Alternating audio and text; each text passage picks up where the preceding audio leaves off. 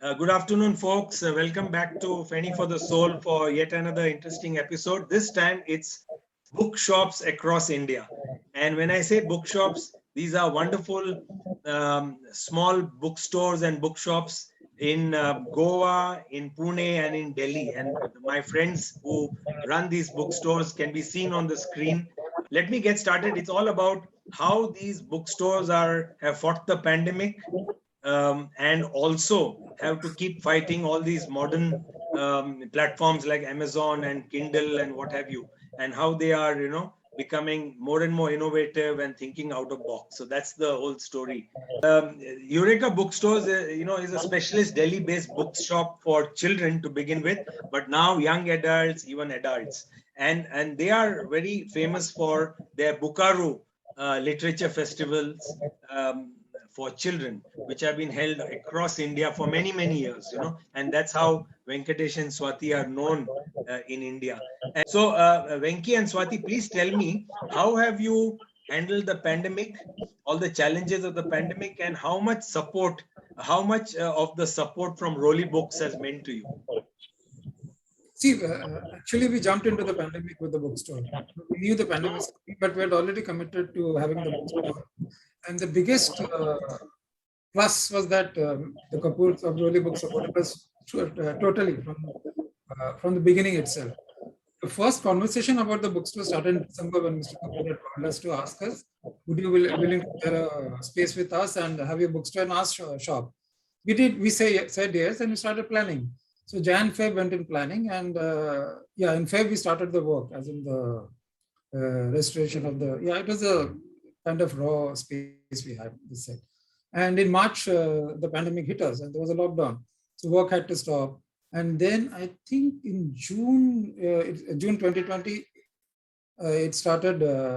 We started work again. But what happened was work was done in a very kind of haphazard, because the workers had to go back home. Whenever the thing opened, the lockdown opened, they would go back, and with a new set of people coming in working. That dragged on till I think July, almost July, and almost to the first few days of August. And we managed to open it on the 4th of August, this one. So we just completed a year, just over a year now. Wonderful.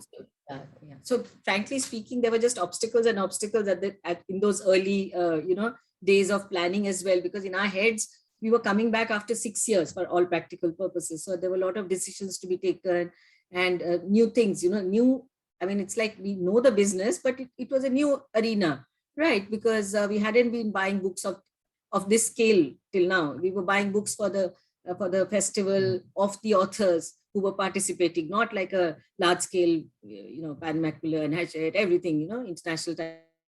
So there were a lot of decisions to be taken, and every month it was gosh, is it time? Should we go for the whole thing, or should we just, restrict ourselves to so many titles and all that? So lists and, brainstorming and thinking how much space is there, how much can we cover without really having that many books, things like that. Wonderful. So Venki, also tell us a little about the support from somebody like Rolly Books.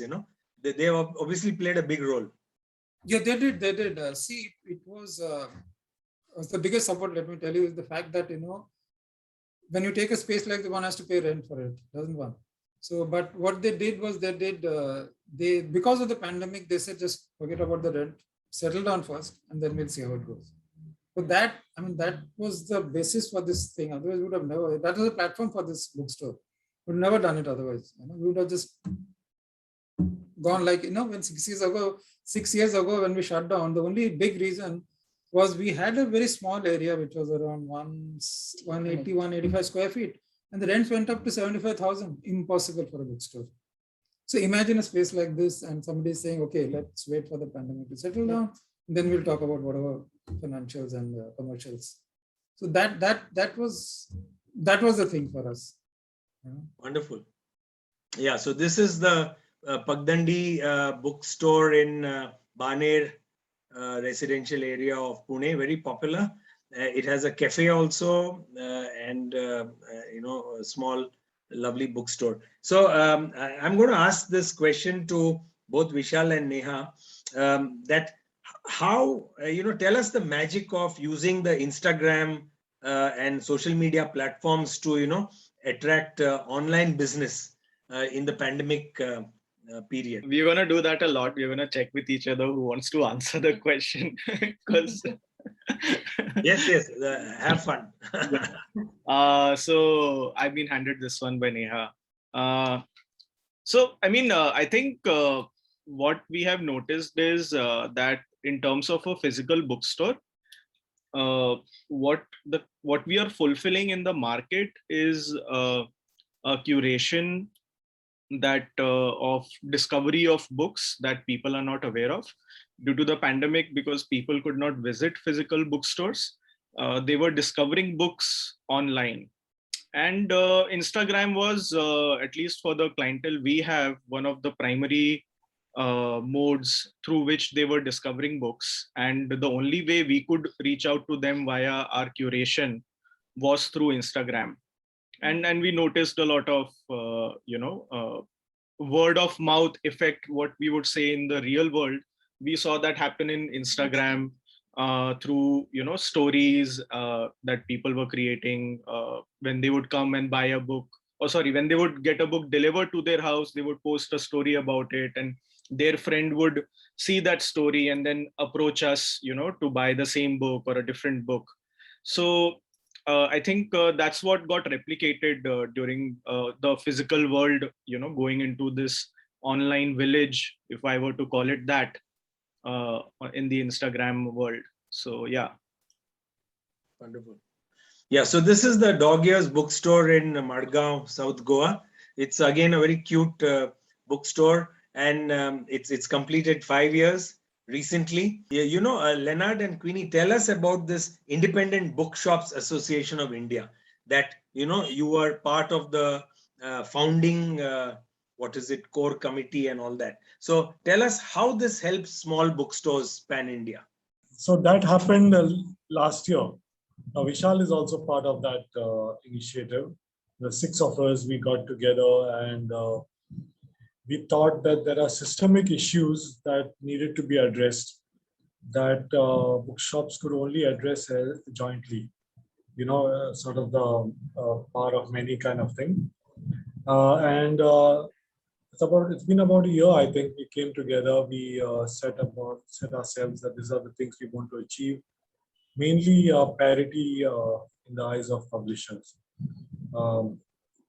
And better terms and all those things. So what it will achieve is it will at least bring all, the idea is to bring all bookshops under one umbrella, all independent bookshops. By independent, we mean that bookshops being their only source of income, right? Or the major source of income. So we are in the process of getting more people to join. We are inviting other bookshops to join, because each one might have their own set of problems. We are also looking forward to non-English bookshops, non-English bookshops to join. It's because I'm sure they have their own set of issues. So yeah, so that's what the idea is, to have a platform where bookshops can voice their concerns. Your association, as the association prospers, it'll help you, it'll give you a handle to deal with the publishers, you're saying? Yes. Okay. Yeah. I think our voices can be heard. Like any signature campaign, the more the people on that campaign, the better. So, and also a different perspective. So it's not the same problem that I'm facing, maybe Vishal or Swati won't face, but so all those things can be put together and placed before the publisher. So that's the hope. Yeah, that's the intention. Wonderful. So how old is the association, and how many members are there roughly? It's just a year old. Yeah. We are only 13 people who have formally joined. There are many more who have said we want to join. I imagine that there are day-to-day issues that are keeping them busy, So, and we are also concerned about the independent part. So people because we think that the independents have a different set of issues while speaking to publishers than say even a crossword would, because a crossword having so many stores has better bargaining power that a small independent bookstore will not have. I'm going to go back to Venkatesh and Swati. tell us a little about your, some of your most memorable Bukaru literature festival moments. You know. She was- Yeah. I mean, something, even anecdotal, Swati. I mean, I was blessed to be associated with Bukaru as a newspaper editor in Pune. But I'm just saying, otherwise, just tell us about some maybe anecdotal, some magic that happened in Bukaru. Let me start by saying one of the best bookers we had was in Pune. In Pune. Okay, thank Such a you. good response anywhere else. Yeah. Yeah, And, every which you way. guys- Your support and the reader's support, both ways, it was fantastic. So so one of the underlying themes that has been running in Bukuru is the number of friends we have made, whether we profited or did anything else or not, but yes, we profited as far as relationships and friends and acquaintances and readers, of course, that kind of, came our way or were born or whatever you call it. But in fact, Eureka itself, I feel, is this avatar of Eureka is a culmination of some of those efforts, that we should get this kind of an offer from someone, who knew us from before and, kind of just invited us. So yeah, so that is one. Of course, anecdotal, there are so many. I mean, yeah. We have to do 240 minutes. I know, it just goes on and on. Yeah. No. But in a village Bukaru, and whatever, I mean, the place where the authors were staying was, a few kilometers away from the venue, and the venue was a rural school. And by the time we finished the setting up, etc., the day before the festival, you know how it is, the setup goes on till 10 o'clock, 11 o'clock. And because it was in a village and we did not have as much support, we were kind of working in close conjunction with the school people, admin people and all of that. We could not find a vehicle to go back, to the guest house where the authors were staying, and we had to stay that night. We had to stay in the guest house, otherwise we were staying in the school itself. So when we looked around, there was no vehicle, so we drove the school bus. So that was quite a funny thing in the dark, and we had no clue where we were because the phones weren't working. And then suddenly we see these, in the darkness. I mean, we knew vaguely which way to go, So because the road is only this wide. just that much wide, and there were the trees and the branches were sticking into the bus, and at one point we could just see some small eyes, in the dark, and they were basically buffaloes coming back. So we didn't know what to do. We kind of just sat there because Venki was riding, and I could almost put my foot down to stop the bus, kind of thing. And I just said, what are we supposed to do? Are we supposed to switch on the light or switch it off so that we don't get attacked or something? He said, just keep still. And we kept still, and they walked past the bus, and the bus kind of that was one hell of an experience, The And buffaloes didn't come for the Bukaru session next day morning, no? No. You never know. They might have got inspired. So I'm going to move to Vishal and Neha in Pune, Pagdandi, and I'm going to ask them that, how have you all revived your cafe, and also now you all are selling organic food items. Like the other day I found your organic Assam, what is it, CTC tea that Leonard showed me in his bookshop in Goa. So, that was so fascinating to see your product being sold at Dogears, and I mean, that collaboration itself is so interesting. But tell us more about this whole, revival.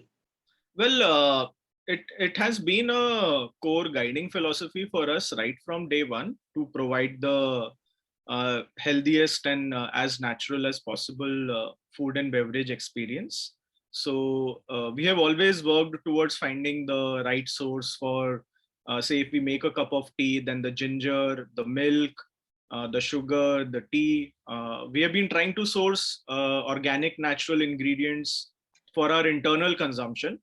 And at some point, people started inquiring, like if they like the tea, how they can also get the same. They used to ask us, what brand do you use? And then we just, realized that it made sense for us to, package that tea and sell it to the customers. And I really, I think what I really admire about this collaboration between Pagdandi and Dogears, not just for the tea, but I think within the whole IBAI ecosystem, that we actually, if we have a book request by a customer, which we might not have in stock, we actually ask each other, do you have this book? We would rather, fulfill that book through you rather than, let them go elsewhere. So Yeah, that's in a nutshell the story. Just going to move to dog ears, and I'm going to ask Queenie and Leonard about how their experience with online sales has been, especially in the pandemic. Um, So it's been good. So online sales through our website, we had started in October 2016, soon after we had opened our bookshop. But it's been good. So picked up more, picked up a lot after the pandemic. Picked up a lot after the pandemic, especially because we ship abroad. Meaning many ship abroad, but Amazon does not ship abroad and Flipkart doesn't ship abroad. So that's where we come in, I guess. But besides that, when you're talking about online, WhatsApp and Instagram sales also picked up a lot during the last 1 year. Since before the pandemic, after the pandemic kind of thing. From around April 2020. Everything has changed actually. Payments have become easier. GPay, because of GPay and because of things like UPI and all, payments have become much easier, much trustworthy. The whole NEFT 24-hour thing is gone. You can immediately seal the deal, as it were. And so on that side, things have become more seamless and more. It's become less painful for everybody concerned. That's good news. That's good news for bookshops, I would think. Good news for small businesses, yeah. Yes. I think that even at the bookstore itself, the payments part having UPI and that ability has really made people. Because like you said the other day, right? Contactless payment and Yeah. Like this, using the QR code has become magic, whether it's really so fast and so quick. Really, it's a big transformation. Yeah. How do you think bookstores should be fighting the Amazons and the Kindles of the world? Bookstores like yours, all of you. So no, I don't know if we should be fighting them, and I think they're there, we are there. I mean, coexist. So there's not much of a. And they're selling, we're also selling. So I don't think we should be fighting them. Yeah, we have our own limitations in terms of discounting and all that. But still, I mean, we don't look at it as a fight. Look at it as a fight. But I think, just to add to what Venki is saying, I think what we need to give is an experience, especially because we specialize in children's books. We think we haven't even been able to start on that, really speaking, in this new avatar. Is that the experience that the parents get or the children get? That is the thing we have to do. For instance, there are so many times, somebody said 9 to 12-year-old, can you just send us? And also because we have been in this community for the last 18 years, Rahul, we haven't moved very far away from where the first bookstore was. So we've actually, served the community around us. So we are able to give that kind of experience where we send 6 books instead of 2, so that they can choose out of that and send back the 4, So that kind of stuff is happening. So what I'm basically trying to say is that we have to give our 100% to what we have created. That will continue irrespective of what the situation is. So to be able to talk to the customers, we have recently, for instance, started something totally based on trust and curation abilities. It's called Book in the Box. So where we are, you can gift a subscription box to your grandchild, to your niece, nephew, things like that. So we created some slabs, and according to that, we are able to after giving them a questionnaire, we are able to figure out what kind of books the child might like to read. So so essentially what I'm saying is, within our little world that we've created, we will have to keep doing more. The events that we do, the impromptu readings in this bookstore, have a local community author come in or a poet come in and just talk to the children or talk to the young adults, and have a little workshop or something. We haven't been able to do all of that, Rahul, honestly speaking. But that's what a small local business can do and should continue to do. It shouldn't just be a bookshop selling books like Amazon. It should be an experience. It should be a service to the community. It should be a hub for the community. That's what. And I think you all have got the certificate also. I read an article in the newspaper the other day featuring you, where a 30-year-old lady was saying that she's grown up on Eureka, And and she's now gone into literature and literature festivals, and she said that it's all thanks to Eureka. So that's a huge certificate, to There get. was a Yeah? boy. There was a boy who came in 16, 17 years old. Correct. With his mother. So he says, when I have a child, I'm going to get him here first thing. No, he said, don't go away like you Don't go, went. don't Don't go disappear away like like you you disappeared when I was, sort of at certain age, because I want to get my child back. So please be there. Very interesting. Yeah. Yeah. No, it's fascinating. So I'll move to Pagdandi. So my question to Vishal is, Vishal, you started this in 2013. So congratulations, you all have also finished 8 years now in the business. And your concept was library cum cafe, correct? So you, somewhere in an interview recently, you have told the newspaper that you are that idea is still alive in you. So why do you think that idea is still relevant? Library and cafe, or library per se? So I think when we started off, what we really were looking forward to was a room full of people sitting and reading. Yeah. While they, have their cup of chai. So, and that we could, imagine only if they had immediate access to books they could pull and read.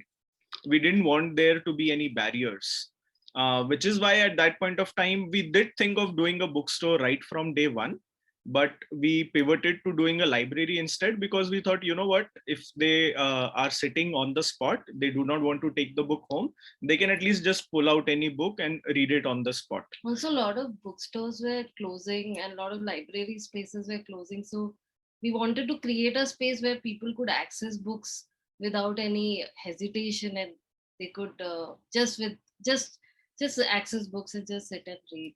Yeah. And for a certain demographic, sometimes some books can be expensive also. So I think being a reading room with free access to books to read, and being able to take, then because we have the reading room, allowing them to take those books home was like this next logical step that we enabled. And then very quickly, then, we started keeping some books for sale, which we then dialed up during the pandemic. But we do want to go back to that because, on a Sunday evening, Rahul, when you have a room full of 20 people and none of them are looking into their phones, none of them are working on a laptop, all of them are buried in a book. That happens maybe once a year pre-pandemic. But that one day is worth the effort of the entire year. True. Absolutely. Well said. Thank you. So I'll finally, I'm, moving to the last question really, and that is to Dogears. You've been running a successful self-publishing company called Cinnamon Tea. Tell us about that experience, because you all have done very well with Cinnamon Tea. So Cinnamon Tea was started in 2006. And it was a different time. We were the first in the business in India, and after that, Poti came, and the market is crowded now to a point that what we offer is so we were the people who said, you have to edit your book, and you have to design it, and you have to give people value for their money. And we feel that the world has moved on. There are takers for books that are not edited, and there are takers for books that are not designed properly. And they can just do it on KDP. They can do it on KDP. They can do it at home. And they don't need to edit. So we do what? We do maybe 10, 15 books a year. We are very choosy about the books we get into now. So it's not that we have completely exited the self-publishing space, but we are in the pecking order of publishers. I think we are not very high up there. Okay. But our focus remains retail and book retail. Yeah. So thank you everyone for coming together on this weekday afternoon, and joining in this wonderful discussion. And I'm sure our audiences will also love this discussion, especially book lovers and lovers of literature. So all the best to all the three of you in different cities, and more power to all the three of you. And I wish this your collaborative initiatives also gain a lot of momentum. So thank you. Like we say in Goa, de bore karo. Thank you. Thank you Thank so you. much. Thank you, Rahul.